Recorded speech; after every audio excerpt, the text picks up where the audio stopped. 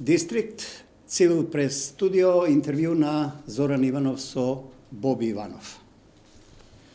Боби Иванов е од Скопско урбано место, од малско дете, преку средното куц и геодетски техничар, до собственик на своји бизниси, видеотека, автосервис, такси компанија и напоредно, но пред се, првенствено спортист, моторџија со шампионски резултати, па натаму преку НАТО службеник и НАТО работник, од возач преку преведувач, дистрибутер, организатор во Авганистан, на Бонстил, на Косово и уште понекаде, па назад во татковината, до дипломец на Универзитетот Свети Кирил и Методи во Скопје, на Филозофскиот факултет, со просек 9,6 и уште понатаму до постдипломец, па засега или се уште невработен наставник, професор по филозофија. Боби Иванов, добре дојдете во Дистрикт на Цивил прес студио. Благодарам. Само една исправка, извини. Автомеханичарски сервис. Микрофонот е отворен. Некаде прочитав или лошо сум разбрал, може би мотосервис или се едно, може ни едно ни друго. Ниту мотосервис, ниту автомобилски сервис, може би мотосервис врзано за мојата најрана младост од кога сум почнал да возам мотори, али тоа било сепак интерно и било лично мои мотори кои што сум ги подосна етаблирал за да дојам до некој кеш за некој нов мотор, така да може би сум живеел и тоа поента во најавата е дека си скопјанец, тапталичарец, малски градско дете, вардарец, председател на мотоклубот Вардар, магистар или на магистратура по филозофија, просек 9,6 како што спомнав. Тоа за Авганистан вака попадно, може ќе кажеме како по нешто како животно искуство, но двете клучни работи ми се прво твојот профил како спортист и твојот профил како сега професор официјално по филозофија. Но на Facebook Рокатански, тоа моторџиски ли е? Што е тоа Рокатански? Го немате името на Facebook? Кој знае, кој не знае. Еве сега ќе знаат сите. Да, или тие гледачите на Дистрикт бар. Тоа ми е, еве ако смеам конечно да откриеш, да откриеш. Надимак од војната. Нели малку тука војната е пренагласено, ја зборам во наводници. Повеќе може би и фигуративно, метафорички тој термин употребен, али кога бев таму, кога работев по тие Кувајт, по Југоцентрална Азија, така да тогаш ми го... Добро, што значи тоа? Тогаш го добив.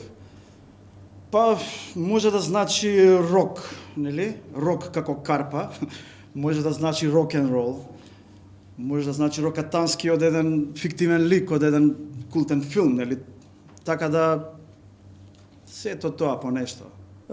Символики има, но ова моторџија, како звучи кај тебе или кога ќе слушнеш за тебе моторџија, грдо или како комплимент? Битно кој ми го каже. Дали ми го каже некој колега моторџија, тогаш не звучи воопшто грдо, тогаш е онака одеснафот, нели? А зошто воопшто моторџија би звучало грдо? Може би, не знам, многу американски филмови, сите моторџи нешто со дрога дила, се тепаат, се пијат. Да, не, може би поради тоа, меѓутоа ако веќе тие филмови ги спомнавме, во тие филмови моторџиите, нели, воопшто не се представени баш толку со тие моторџиски атрибути, таму гледате моторот не е никогаш ни у прв план. Таму дури ретко и да видиме за каков мотоцикл се работи, повеќе нели апостроф оставен на нивниот криминоген дух и тоа. Така да ја не би се согласил со тој стереотип. Добро, еве и во Македонија и секаде во светот, моторџиите, ако условно така да речем, таа моторџиска фела покажа многу хумани аспекти на својата организација. Така да. Тоа и еве и во Скопје се случува, нели? Од, не знам, пакетчиња за деца, од помош за слаби и така натаму. Но ајде да се вратиме на вашиот живот. Од Скопје, од Тафталиџе, реков урбано дете? Па од Тафталиџе, да. Да. Таму сум роден, израснат, се уште сум таму и мислам дека тоа е најдоброто место на планетава. Никош каде се всади љубовта кон моторите?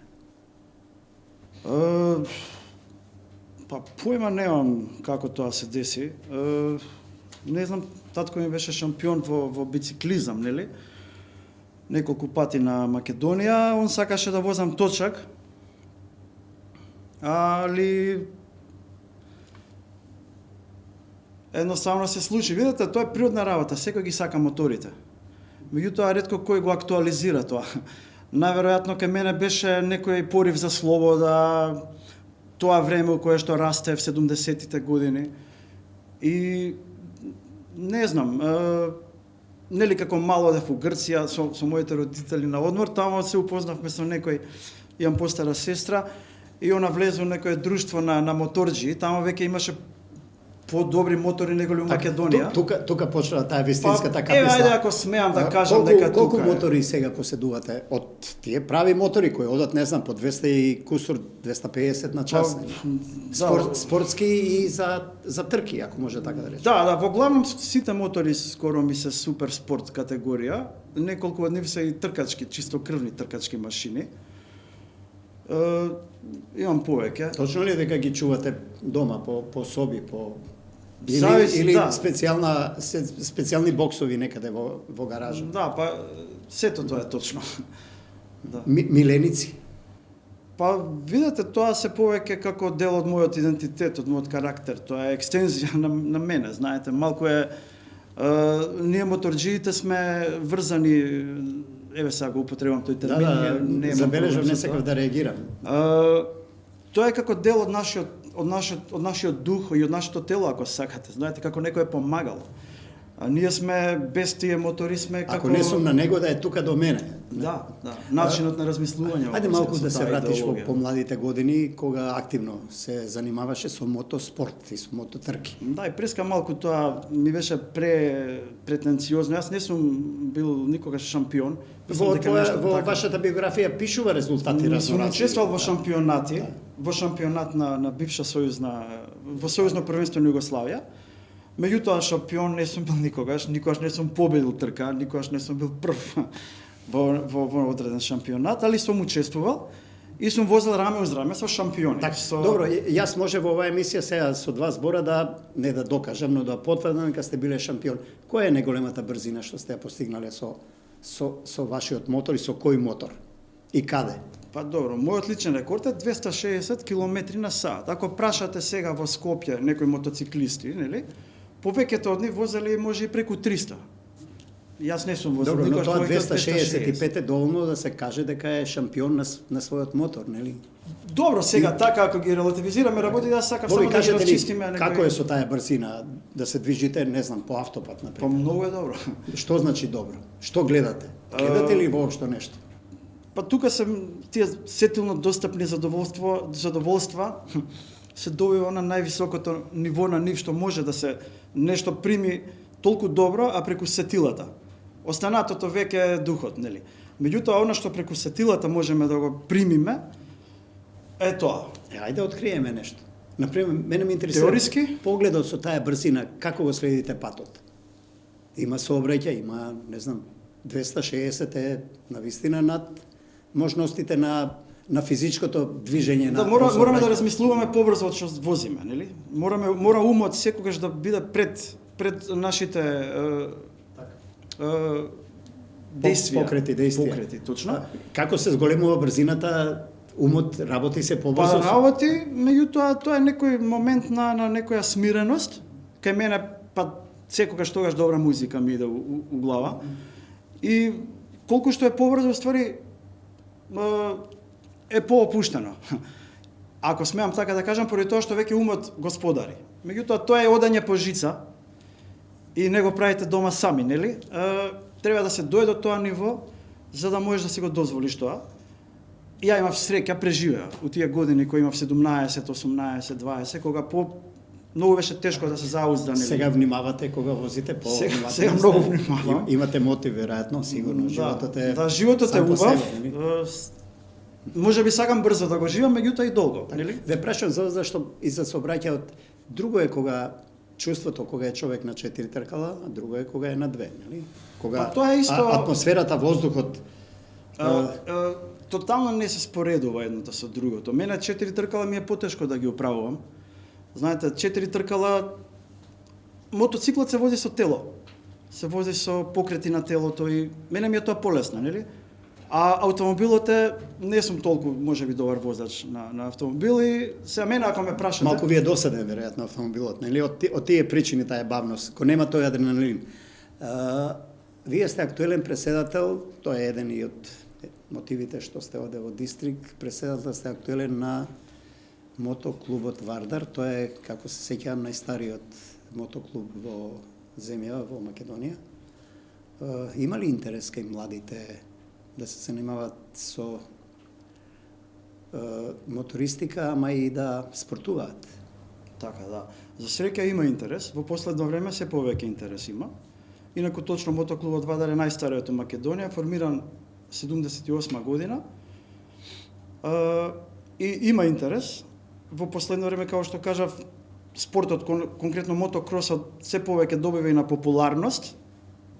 Во 80-тите години беше популарен, па едно време имаше застој. На Кале во Скопје имаше мото вештини, ако не трки, не знам, релија некакви. Тие трки на Кале, дури јас не се сеќавам, тие биле брзински трки. А 80-тите, 70-тите. Не, 80-тите веќе Зајчев Рид. Зајчев Рид. Да, тоа се мотокрос трки. Но сега на нашата стаза во Орман, веќе редовно организираме, сме дел од македонскиот шампионат, организираме неколку трки во тек на годината и има и млади. Мислам дека учества на меѓународни надпревари тука барем во регионов. Да. Скап спорт е во секој случај. Како се снаоѓаат клубот, во главном федерацијата, моторџиите, спортистите со пари, со донации? Конечно, во последниве години морам да признаам дека федерацијата, односно државата, Агенцијата за млади и спорт, влета со некои инекции. Колку толку помага. Колку толку, да.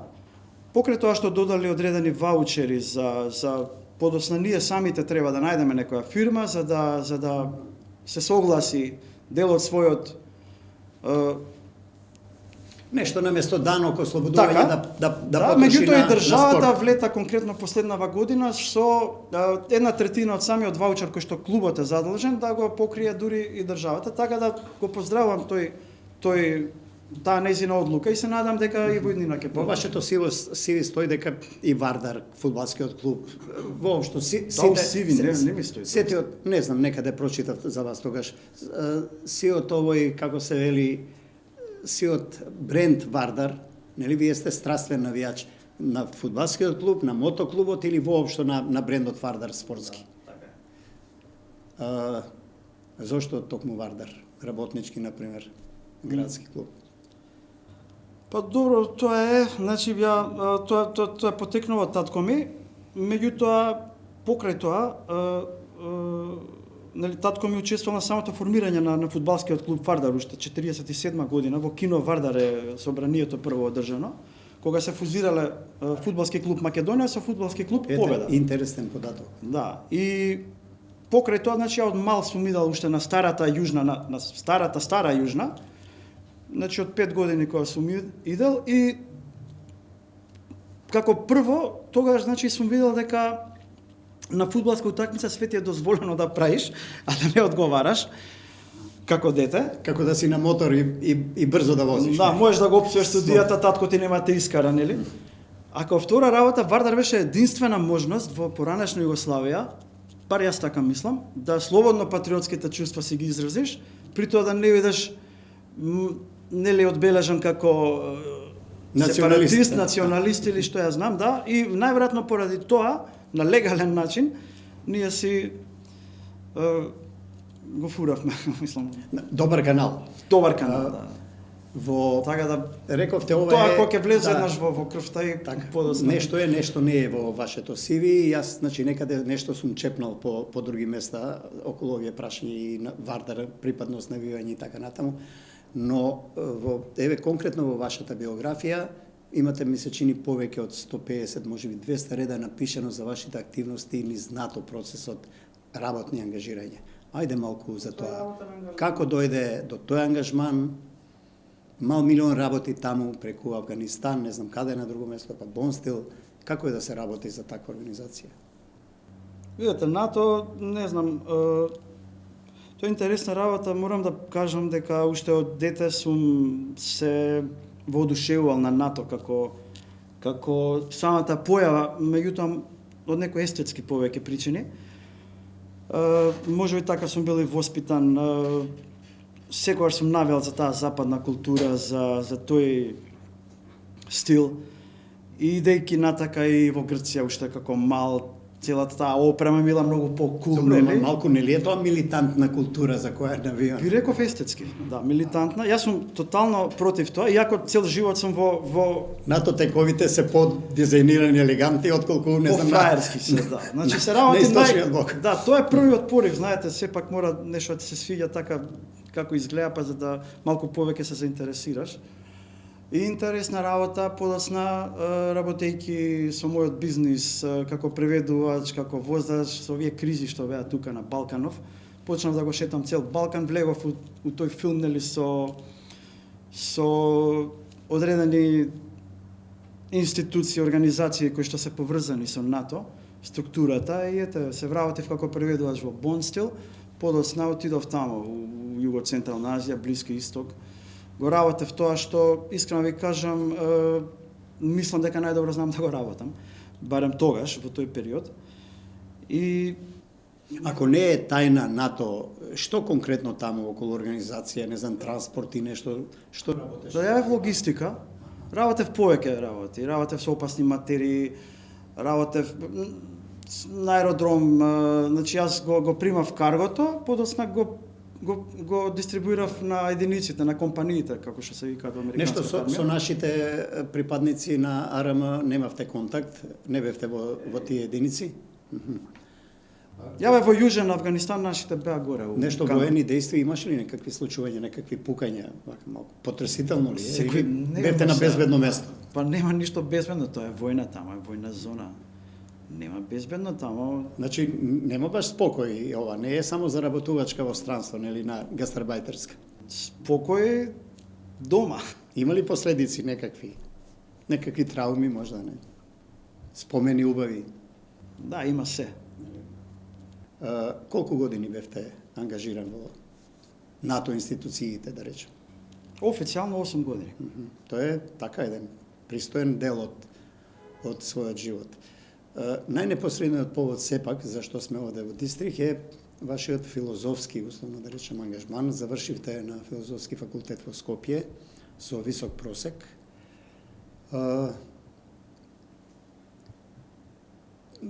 Ве забележа и македонската јавност околу некои ваши текстови и настапи, главно на разни работилници или не знам како ќе ги наречам, семинари, конференции на филозофски теми и така натаму. Од каде па сега, од мотор, па преку Вардар мотористика, па клубот, па не знам, НАТО, ангажманите до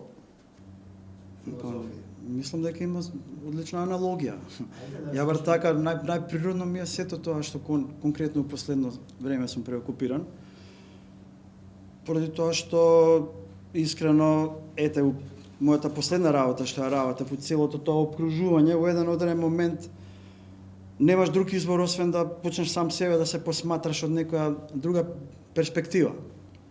И како Кога се секој виде ден е себе дежа ву, Боби кога- Иванов од таа перспектива, како се видовте себе? Што ве турна во филозофски ве води?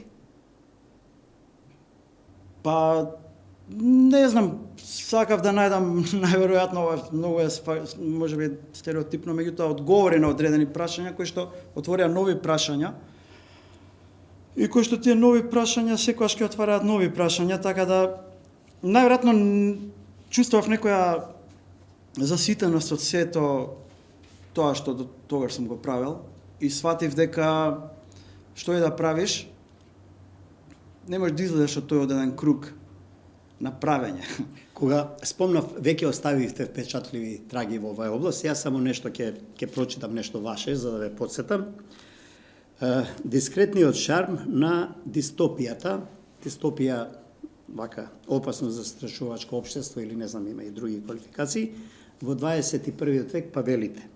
Чинам проекцијата за идното општество кое денес се реализира во стварноста, започнува со доаѓањето на власт на британската премиерка Маргарет Тачер, Современото општество со целата своја огромна лепеза на репресивни апарати, ограничена слобода, механизми на контроли, следење цензури, полека, но сигурно се претвара во дистопија.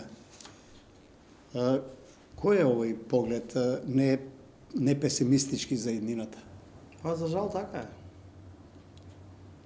Не е ли ова дистопија? Сега, одејќи од бивши Макдоналдс на кај вас, денов е, нема воопшто сонце, проаѓаат одредени возила со сирени, кои што не престануваат 15 секунди. А тоа сонцето е природа, ова сирените е култура. Сето тоа заедно, меѓутоа добро, ова беше... Депресивно? Знаете, одиме во погрешен правец, односно... Како држава или како свет, како цивилизација? Цивилизација. Нема веќе враќање назад. Затоа и Маргарет Тачер ми е како нека нулта точка на... Ке направиме еден извед, ке ве прекинам просто ова со Ѓоковиќ деноиве. Надвор од тоа, дали некого сакаме, не сакаме, или што е по национална, по етничка или не знам каква припадност, зборувам за профил на спортист и ова што му се случи во Австралија. Е дел од тоа, се движи светот кон тие стигми, Искрено да ви кажам... или не можете да го подведете не овој можам, случај? Има доста аргументи за, меѓутоа се разбира, условно кажано, спротивната страна, опонентната ќе рече дека има аргументи и за... Добро, не, меѓутоа не го следам, не ми е тоа толку многу атрактивно. Да се вратиме нова од Маргарет Тачер, почнува нов конзерватизам, ново затворање на општествата, нова репресија. Може ли барем короната и се околу неја што се случува од рестрикции, забрани, маски, тоа е како некаква врвот веќе. Дали е тоа присила веќе? Дали не вежба некој со некој не дресираат. Некој нас не дресира? Да, па видите што се случува. Денеска прочитав со Вајле. Не сакам од филозофски аспект ова да ми го расветлите, од ова. Знаете, 79-та година Маргарет Тачер доаѓа на власт. 81-та Роналд Реган.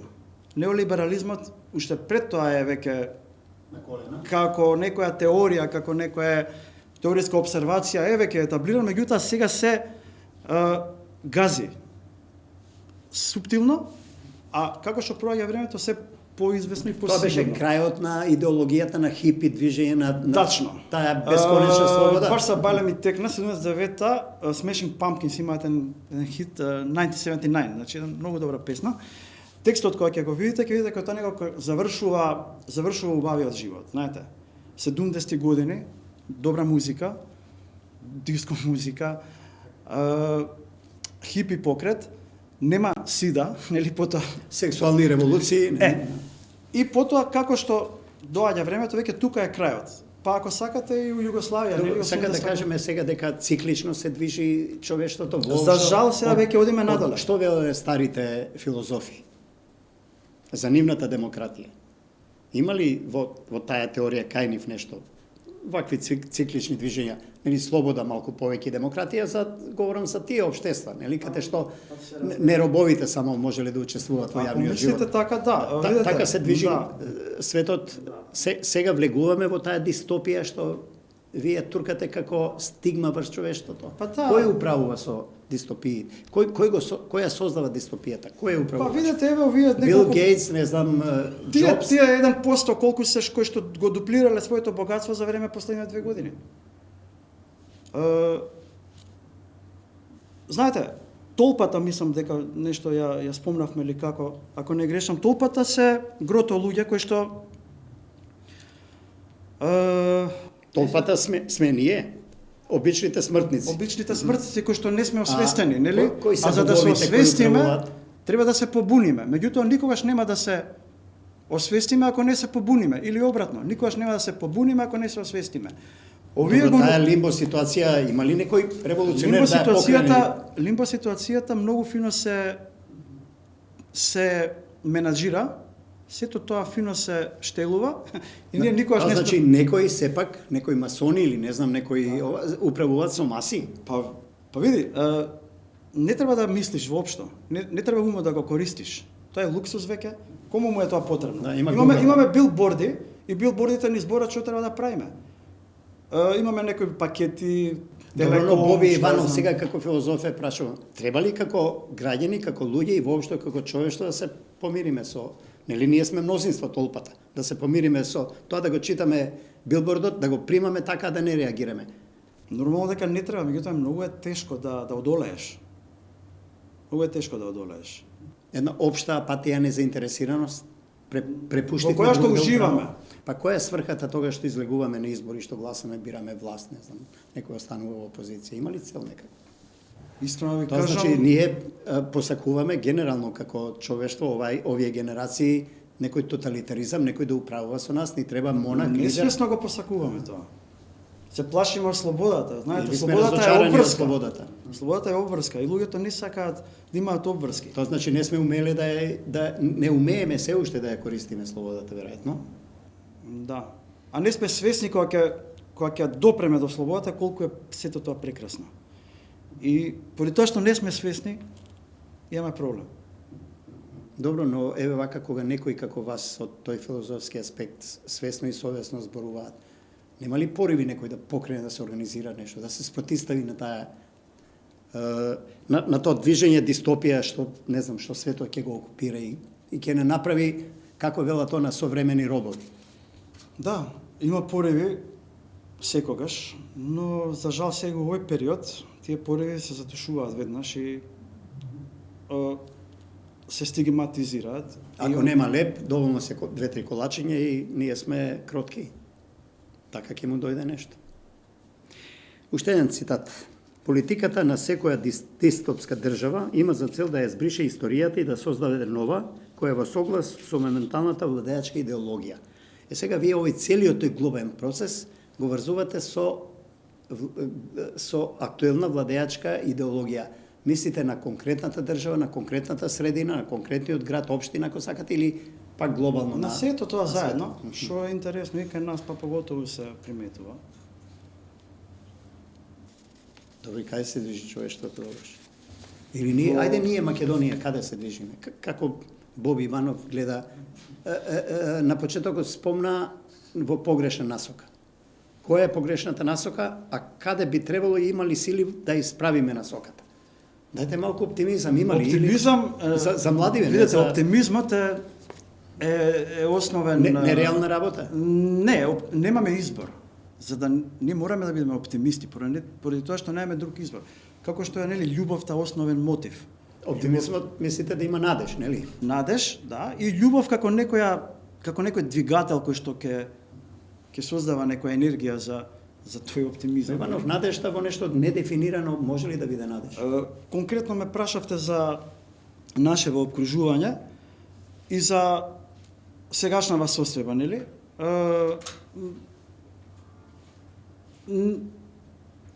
Можеме да ја прифатиме, но нема да ја прифатиме, поради тоа што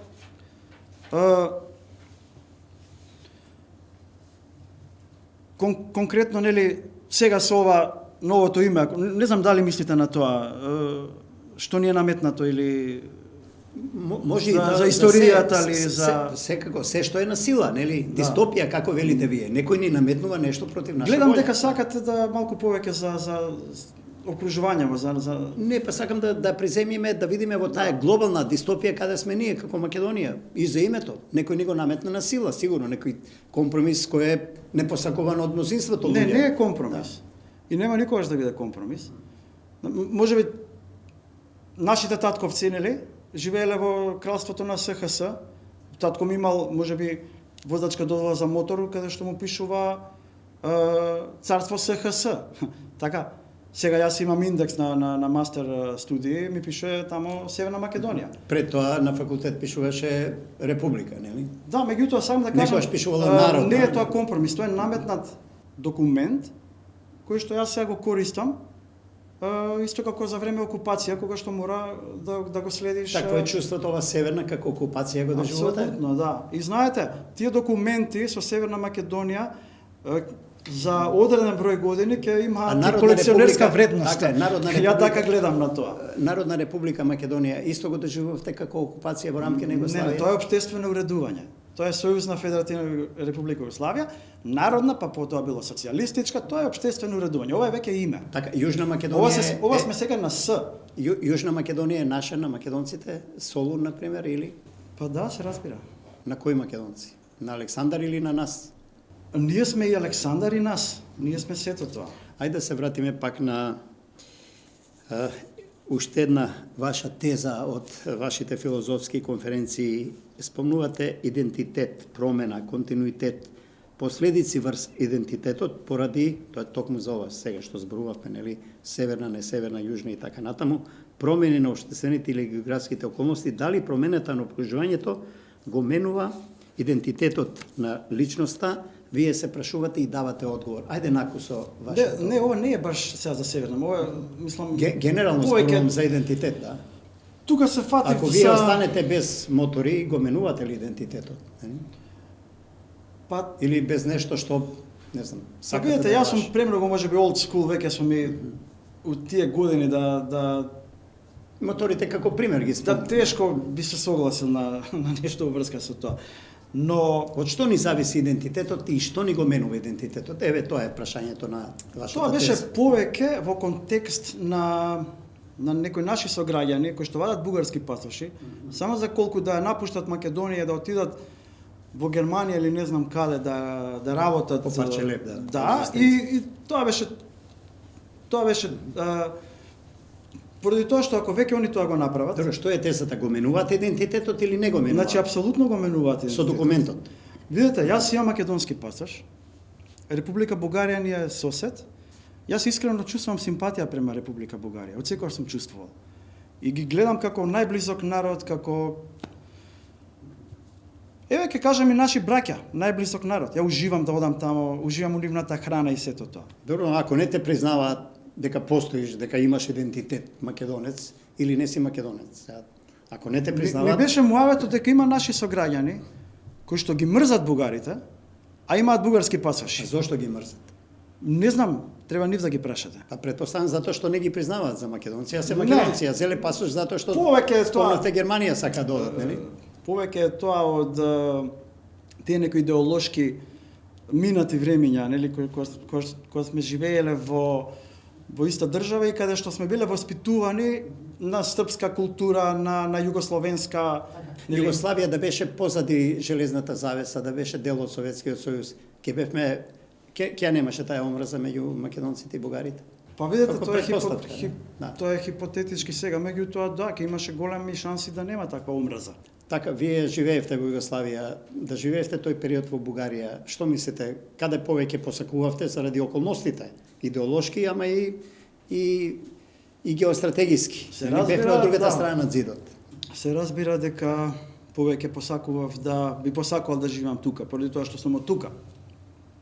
И поради тоа што сето нешто, што се што не е врзано за тука, за мене би било пораз. Ако јас го напуштам овој град и веќе никогаш не се вратам, тоа за мене ќе биде пораз. Че идентитетот е и местото, нели? Апсолутно, па тоа што го последното, тоа е тоа. Добро, ја спомнавме Бугарија, спомнавте за ова северна ви пречи како и на сите нам, но да не отвараме политички теми зошто е тоа направено. Мене ме интересирава со Бугарија, ќе го решили двете држави, ќе го решат ли спорот, има ли шанси, како Боби Иванов гледа на Тоа- актуелната политичка ситуација? Тоа ако сакаш, после ќе идеме на пијачка, ќе ти кажам, вака. Не, може јавно Не да би го- кажеме не кој би ти е го- не би чувството. сакал јавно моето Има ли чувство. шанси да се реши? Има ли шанси да ние нешто да прифатиме, бугарската страна нешто да... Мислам, тоа е тема за која сите разговараме, Да, и вие меѓутоа, филозофите, тоа е- и... Сето тоа е Не, неважно. некој филм кој што е наметнат, кој што, да, демек ние се мрзиме, демек они имаат некои услови, демек ние не сакаме и демек на крај ќе се реши се тоа демек и кога ќе влеземе во Европска унија за некои 30 години, сето тоа е она од пред тоа што зборевме, за таа дистопија и за анимација за народот. Може Македонија и Бугарија да влезат во некоја федерација, би било, нели, најдобро, ама некој ќе рече ајде ако веќе влегуваме да влеземе со Босна, зошто баш со Бугарија, некој трети со Украина, може би сега е тренд. Не ја бива работата. Што мислите за Европска унија? Вреди ли Македонија да се труди да оди натаму или е промашена инвестиција? Јас сум за Европска унија, да биде Македонија дел од Европската унија. Меѓутоа, после толку понижувања, тоа е исто како сега да трнеме у некој кафич и да не пуштат. И ние да ги молиме да влеземе.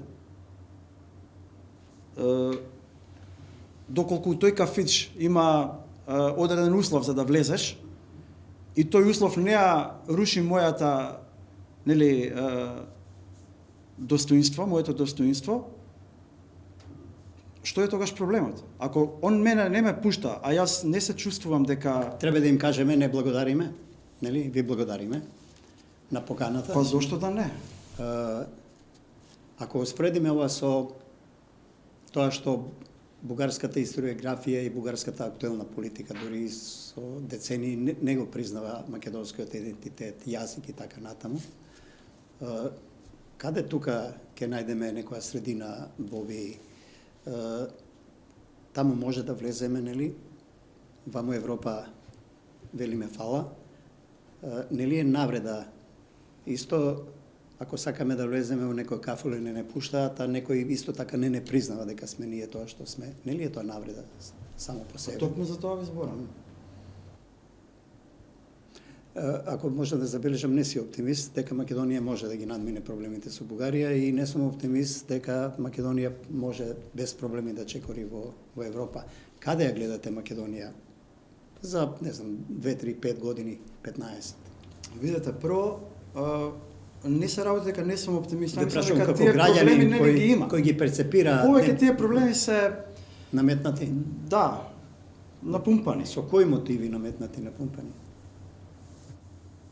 Па да има зашто да се прават вести и народ да ги гледа. Добро, ама ако една бугарска... Да има зошто да се развија тој антагонизам. Ако и актуелната бугарска политика вика, вели, нели, порачува, не, вие не можете да одите во Европа, бидејќи ние ќе ве стопираме, затоа што вие не сте македонци, а сакате како македонци. Како тоа го вагате? Има ли тука вина од нечија страна? Од двете страни. Што е вината на македонците? Вината на македонците е што секогаш се согласуваат за некои компромиси кои што се многу недостоинствени, кои што го рушат нашето достоинство. А еве ако сакате, Бугарија е членка на Европската унија, како е во Бугарија? Што е толку таму, не знам, подобро од кај нас? Ако добро забележуваме, Бугарија како членка на Унијата не е онаа Бугарија што ја знаеме со запорожци, нели? Таму фрчат джипови. А што им фали на запорожците? Да. Тоа е само еден детаљ. Привршуваме. Јас сакам да посетам и да ве вратам тука некаде на средината на нашиот муабет овде во дистрикт. Вие сте сега со статус професор по филозофија. Ви недостасува ли сега училиште, ученици, ова е комуникација на таа филозофска основа со адолесценти, со луѓе кои се чекоруваат во животот, па и во политиката утре? Искрено да ви кажам, размислувате ли на таа линија? Живеам за тој момент. Да. Можеби тоа е оптимизмот кој што ме води напред. И мислам дека тоа е нешто кое што би ве исполнило.